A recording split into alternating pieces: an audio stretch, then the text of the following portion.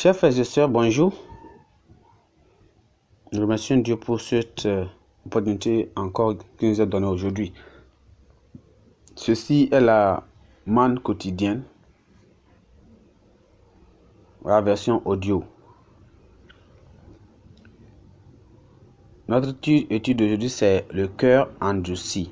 Le cœur endurci. Prions ensemble. Seigneur, te remercions pour ce matin. Nous prions que Seigneur, tu nous donnes la grâce, la compréhension et de pouvoir écouter ta parole. Et Seigneur, que tu améliores nos cœurs et tu ôtes de nous le cœur endurci au nom de Jésus. Conduis-nous dans cette parole. Au nom de Jésus, nous avons prié. Amen. Le cœur endurci. Le cœur endurci. Nous prenons notre texte dans Marc chapitre 10. Marc chapitre 8. Marc chapitre 8, le verset 10 à 21. Marc chapitre 8, le verset 10 à 21. Il dit: Aussitôt il monta dans la barque avec ses disciples et se rendit dans la contrée de Dalmanuta. Les pharisiens suivirent et mirent à discuter avec Jésus et de pouvoir lui demandèrent un signe venant du ciel. Jésus, soupirant profondément à son esprit, dit: Pourquoi cette génération demande-t-elle un signe? Je vous le dis en vérité, il ne sera point donné de signe à cette génération. Puis il les quitta et remonta dans la barque pour passer à l'autre côté. Les disciples avaient oublié de prendre des pains. Ils n'en avaient aucun seul avec eux dans la barque. Jésus leur fit cette recommandation: Gardez-vous avec soin du levain des pharisiens et du levain d'Hérode. Les disciples raisonnèrent entre eux et disaient: C'est parce que nous n'avons pas de pain. Jésus, ayant connu, leur dit: Pourquoi raisonnez-vous sur ce que vous n'avez pas du pain? Êtes-vous encore sans intelligence et ne comprenez-vous pas?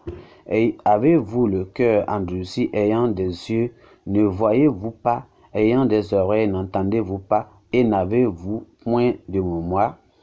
Quand j'ai rompu les 5 pains pour les 5000 hommes, combien de paniers pleins de morceaux avez-vous emporté? 12, lui répondit-il. Et quand j'ai rompu les 7 pains pour les 4000 hommes, combien de corbeilles pleines de morceaux avez-vous emporté? 7, répondit-il. Il leur dit: Ne comprenez-vous pas encore? Notre verset à mémoriser est prise dans le verset 17. Jésus, l'ayant connu, leur dit: Pourquoi raisonnez-vous sur ce que vous n'avez pas de pain? Êtes-vous encore sans intelligence et ne comprenez-vous pas? Le message. Charles J. Finney a défini l'endurcissement du cœur comme l'engagement de la volonté à une fausse position, une récalcitrance à l'égard des directives divines, une attitude de désobéissance et de désir personnel. L'endurcissement du cœur se manifeste de plusieurs manières, notamment l'incrédulité, l'aveuglement spirituel, l'auto-justification et le manque de perception appropriée. Pendant que Jésus continuait dans son ministère pour sauver l'humanité de son péché, les pharisiens lui demandèrent un signe venant du ciel pour authentifier son attribut de Messie. Leurs intentions n'étaient pas vraiment une quelconque authentification, mais ils voulaient simplement le tenter.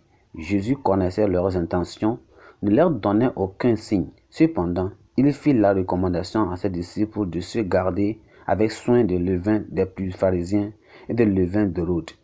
Malheureusement, ses disciples ne purent ni discerner la fourberie des pharisiens, ni comprendre que Jésus avait le pouvoir de pourvoir à leurs besoins comme il avait précédemment fait. Le Seigneur les reprit donc pour leur manque de foi et leur endurcissement de cœur. Plusieurs professent d'être des chrétiens aujourd'hui, mais demeurent dans l'incrédulité et les doutes. Ils n'arrivent pas à différencier les signes spirituels des signes physiques des derniers temps.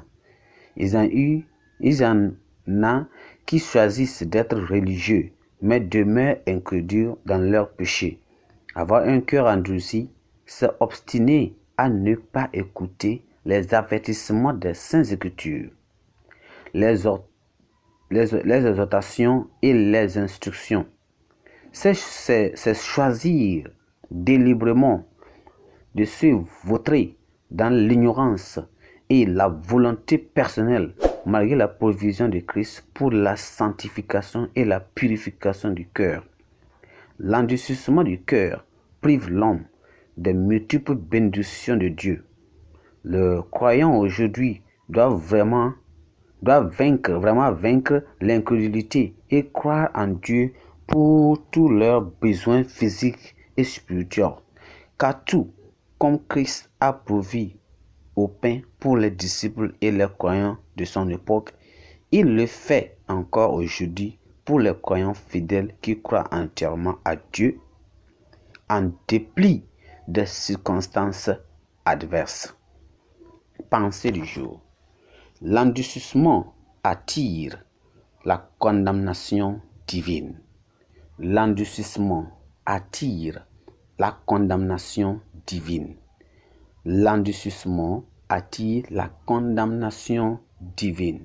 Prions ensemble. Seigneur, te remercions pour ce jour. Te remercions pour ton message. Nous prions que, Seigneur, tu ôtes de nous le cœur endurci et nous donnes un cœur de chair, un cœur qui comprend, un cœur ni doute, un cœur qui est sans attente. Nous pouvons écouter ta parole pour que ta bénédiction reste sur nous. Nous te remercions. Donne une bonne journée et bénis tout notre travail. Au nom de Jésus, nous avons prié. Amen.